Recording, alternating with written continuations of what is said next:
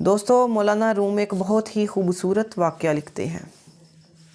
وہ لکھتے ہیں کہ ایک شخص تھا، اسے ایک ہیرا ملتا ہے۔ وہ ہیرا لے کر جوہری کے پاس چلا جاتا ہے۔ جوہری ہیرا دیکھتا ہے تو بتاتا ہے کہ یہ ہیرا بہت ہی نایاب اور قیمتی ہے، لیکن میں اس کی قیمت ادا نہیں کر سکتا۔ اگر میں پوری دکان بھی بیچ ڈالوں تو پھر بھی اس ہیرے کی قیمت زیادہ ہے، بلکہ اگر پورا بازار ہی بیچ ڈالیں تو پھر بھی ہیرے کی قیمت زیادہ ہے۔ تو جوہری اس شخص کو کہتا ہے کہ اگر تم نے ہیرا بیچنا ہے تو اسے لے کر بادشاہ کے پاس چلے جاؤ۔ وہ شخص ہیرا لے کر بادشاہ کے پاس جاتا ہے۔ 2-3 دن چکر لگانے کے بعد آخرکار اس کی ملاقات بادشاہ سے ہو جاتی ہے۔ بادشاہ ہیرا وزیر کو دکھاتا ہے تو وزیر ہیرا دکھانے کے لیے جوہری بلا لیتا ہے۔ جب جوہری ہیرا دیکھتے ہیں تو وہ بتاتے ہیں کہ واقعی میں ہیرا بڑا اعلیٰ، بڑا نایاب، بڑا قیمتی ہے، لیکن اس کی قیمت بہت زیادہ ہے۔ وہ بادشاہ کو بتاتے ہیں کہ اگر پوری سلطنت، پورا تخت و تاج بھی بیچ دیا جائے تو پھر بھی ہیرے کی قیمت زیادہ ہے۔ چونکہ بادشاہ کو ہیرا پسند آ گیا تھا، اب وہ اس کو خریدنا چاہتا تھا۔ وہ اپنے وزیر سے مشورہ کرتا ہے کہ یہ ہیرا کیسے خریدا جائے۔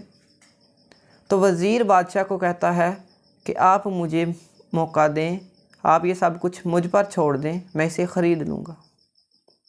تو وزیر ایسا کرتا ہے کہ اس شخص کو کہتا ہے کہ تم ہیرا مجھے دے دو اور کل صبح آ جانا، اور صبح سے لے کر شام تک اس محل میں سے جو بھی قیمتی ساز و سامان، جو بھی قیمتی زیورات ہیں تم لے کے جانا چاہو لے کے جا سکتے ہو، اور تمہارے پاس ٹائم طلوع آفتاب سے لے کر غروب آفتاب تک ہے۔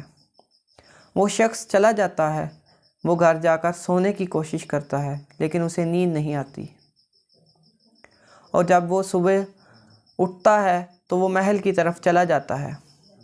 اس کے لیے محل کے تمام دروازے کھول دیے جاتے ہیں تاکہ وہ ہر قسم کا قیمتی سامان اپنے ساتھ لے جا سکے۔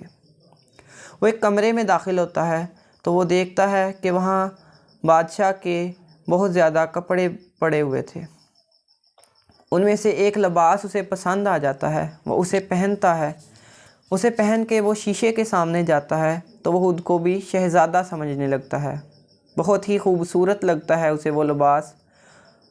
وہ پہن کر اسے وہ چہل قدمی کرنا شروع کر دیتا ہے۔ جب وہ دوسرے دروازے میں داخل ہوتا ہے تو وہاں طرح طرح کے پھل، طرح طرح کے کھانے پڑے ہوئے تھے۔ بھوک کی وجہ سے اس کا برا حال تھا تو وہ کھانا شروع کر دیتا ہے اور پیٹ بھر کر کھانا کھاتا ہے۔ کھانا کھانے کے بعد وہ تیسرے دروازے سے جب گزرتا ہے تو سامنے اعلیٰ قسم کا پلنگ لگا ہوا تھا۔ اس کے پاس کنیزیں کھڑی ہوئی تھیں، ان کے ہاتھوں میں پنکھے تھے۔ جب وہ جاتا ہے وہاں پر تو وہ سوچتا ہے کہ کیوں نہ تھوڑا سا آرام کر لیا جائے، کیونکہ وہ ساری رات جاگتا رہا تھا۔ جاتے ہی وہ لیٹ جاتا ہے۔ تھوڑی دیر بعد اسے نیند آ جاتی ہے۔ جب اسے نیند آتی ہے تو وہ گہری نیند میں سو جاتا ہے، اور شام کا وقت آ جاتا ہے، غروب آفتاب کا وقت آ جاتا ہے، سورج ڈھل جاتا ہے۔ تو دربار والے آ کر اسے اٹھاتے ہیں، تو اٹھ جاتا ہے تو اسے بتاتے ہیں کہ اب تمہارا ٹائم ختم ہو گیا ہے اور تم یہاں سے جا سکتے ہو۔ تو وہ قیمتی سامان، زیورات اکٹھا کرنے کی کوشش کرتا ہے، لیکن دربار والے اسے دھکے مار کر نکال دیتے ہیں کہ تمہارا ٹائم صبح طلوع آفتاب سے لے کر غروب آفتاب تک تھا، لیکن تم نے سونے میں گزار دیا۔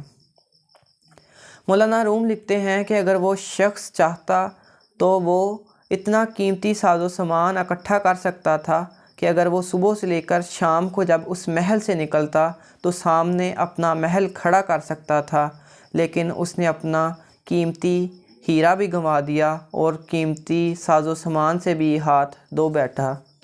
اسی طرح بہت سے لوگ ہوتے ہیں جو صرف قیمتی لباس کی طرف توجہ دیتے ہیں یا صرف کھانے پینے کی طرف توجہ دیتے ہیں۔ وہ صرف دنیا میں کھانے کے لیے آئے ہوتے ہیں۔